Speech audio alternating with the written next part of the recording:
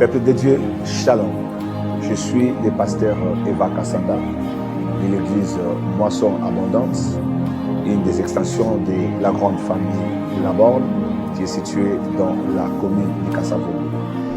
Je me tiens dans vos écrans pour vous annoncer le début d'une série d'enseignements sur la thématique Jésus t'appelle. Yesu azobengayo, Jesus is calling you. Des merveilleux enseignements qui passeront sur la chaîne Metanoia TV ainsi que sur mes comptes des réseaux sociaux qui vont paraître au bas de l'écran.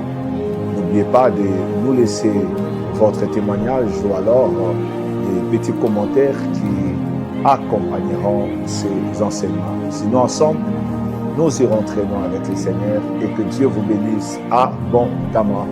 Bonjour ou bonsoir chez vous. Merci.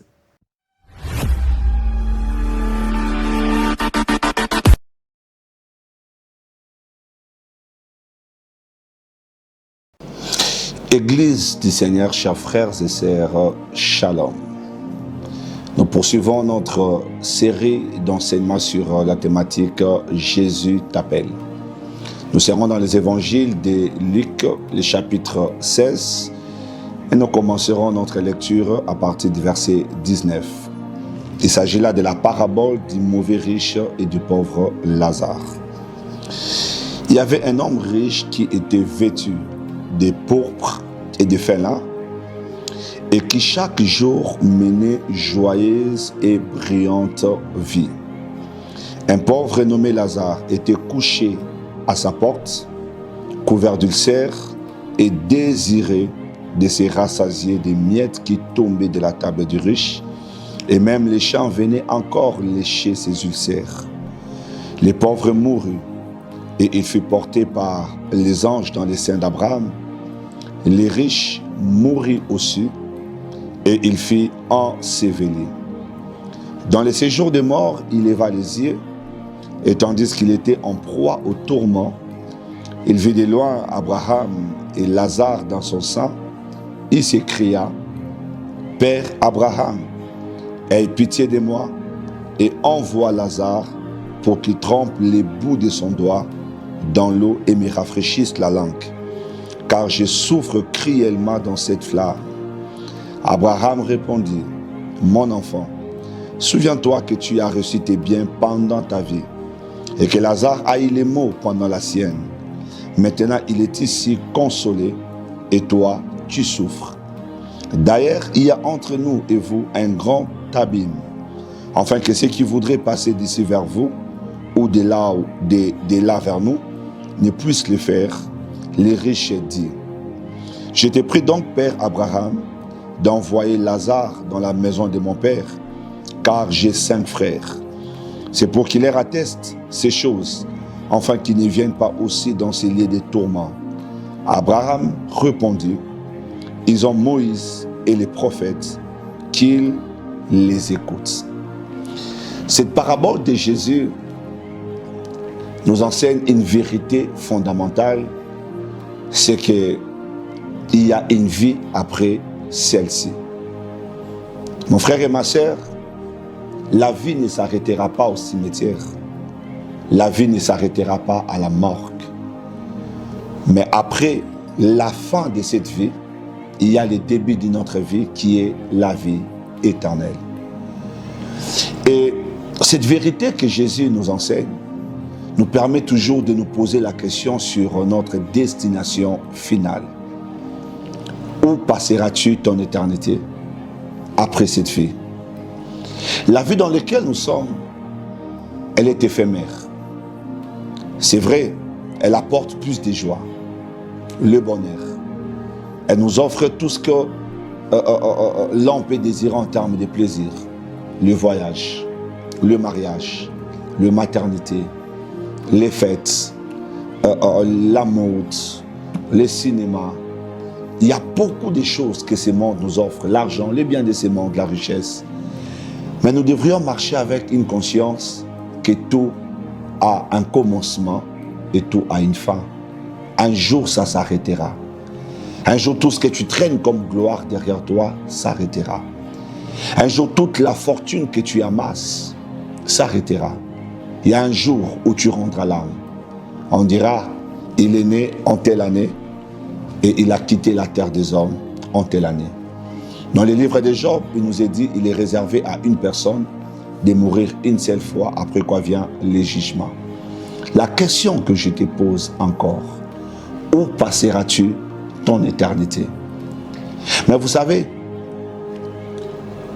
les lieux de notre destination dépendent de la manière dont nous sommes en train de nous comporter dans ces mondes ici. Le temps que nous vivons, tout ce que nous accomplissons dans ces mondes éphémères détermine où est-ce que les uns et les autres passeront leur éternité. Dans cette parabole, le Seigneur n'est pas en train de condamner la richesse. Dieu n'est pas en train de dire aux uns et aux autres de ne pas être riches, d'être pauvres, de ne pas avoir de l'argent, de ne pas avoir des ambitions, de ne pas avoir la vision, de ne pas profiter du plaisir de la vie. Ce n'est pas le but de cette parabole. Mais cette parabole est en train de nous interpeller sur notre manière de vivre, avec tout ce que nous recevons de la vie, ou on peut le dire, tout ce que nous recevons du Seigneur. Vous savez, il y a beaucoup de personnes qui ont reçu de Dieu la grâce, de l'intelligence. Il est intelligent, elle est intelligente. Il y a des gens qui ont la grâce de la sagesse. Il y a des gens qui ont la grâce des bonnes connexions. Ils ont des bonnes portes. Ils ont des bonnes opportunités. Il y a des gens qui ont la grâce de l'argent. Ils attirent facilement vers eux la fortune. Ils ont des biens de valeur, des voitures de luxe, des maisons de valeur. Tout ça en soi n'est pas mal, n'est pas une mauvaise chose. Vous avez le droit de jouir de tout ce que Dieu met à votre disposition. Mais la question, pourquoi Dieu vous donne toutes ces choses? Pourquoi Dieu a mis à votre disposition tout ce qui définit aujourd'hui votre succès ou votre gloire? Tout simplement parce que ça doit servir aux intérêts du royaume. Les gens qui sont autour de vous doivent bénéficier de la grâce que Dieu vous a donnée. Aujourd'hui, l'homme vit dans un égocentrisme au point qu'il est capable de laisser les gens autour de lui mourir de faim, mourir d'autres réalités, des maladies, alors qu'ils ont la possibilité de venir en aide. Le cœur de l'homme aujourd'hui est tellement mauvais que les gens privent les salaires à leurs employés. Ils préfèrent s'amasser de l'argent, se taper du voyage pendant que les employés sont impayés et leurs enfants sont chassés à l'école. Aujourd'hui, il y a des gens qui ont des personnels de la maison, ils ont des sentinelles qui font des mois et des mois impayés. Ils ont la possibilité de faire un geste, mais ils ne veulent pas le faire. Tout ce qu'ils répandent comme odeur autour d'eux, c'est une odeur nauséabonde. Nous avons le choix de répandre une odeur agréable autour de nous au travers des bonnes actions, des bonnes œuvres que nous sommes appelés à poser. Mon frère et ma sœur, aujourd'hui tu peux courir derrière tous les biens de ces mondes, mais tu dois savoir une chose, que ça s'arrêtera un jour. Et après ces mondes, viendra le jugement. Où passeras-tu ton éternité? Ne cours pas derrière les biens de ces mondes, mais mène des bonnes actions autour de toi. Car vous savez, aujourd'hui, si tu décèdes, un jour, un mois, une année, peut-être les gens se souviendront de toi, mais après tout le monde va t'oublier. Mais vous savez, les bonnes personnes ne sont jamais oubliées au travers de leurs actions. Ce que vous aurez posé comme bonnes actions restera toujours dans la bouche de quelqu'un et ça pourra être transmis de génération en génération. C'est pourquoi aujourd'hui, Jésus vient interpeller une vie, il vient te parler, non pas qu'il est en train de condamner ta fortune, non pas qu'il est contre le fait que tu voyages à gauche, à droite, mais tout ce qu'il veut, c'est qu'en ayant tout ce que tu as comme bien de valeur, que tu puisses mener une bonne vie, que tu répands autour de toi les parfums de bonne odeur, au travers de bonnes actions, au travers de belles initiatives qui peuvent aider d'autres personnes à entrer dans leur destinée. Jésus t'appelle à changer de vie. Jésus t'appelle à changer la vision.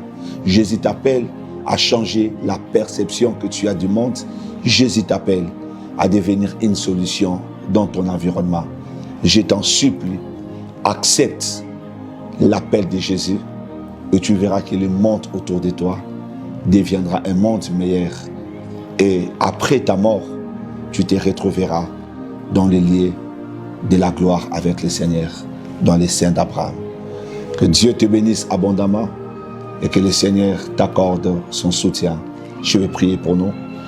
Seigneur Dieu, je viens prier pour toutes ces personnes qui veulent commencer à mener une vie pieuse, à répandre un parfum de bonne odeur autour d'eux, à poser des belles initiatives, à accorder la grâce, le pardon, le soutien, l'accompagnement aux nécessités.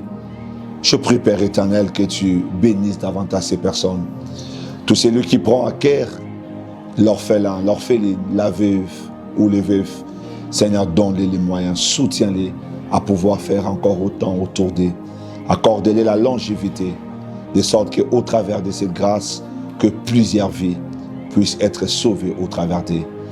Nous avons vu l'homme riche avait la possibilité de venir en aide au pauvre Lazare, mais il a été tellement égoïste et égocentrique qu'il ne s'est tourné que vers lui pour faire du bien à sa propre vie.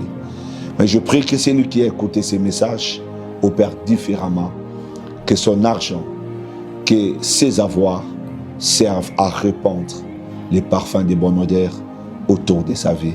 Au nom de Jésus. Amen. Que Dieu vous bénisse abondamment. Merci beaucoup.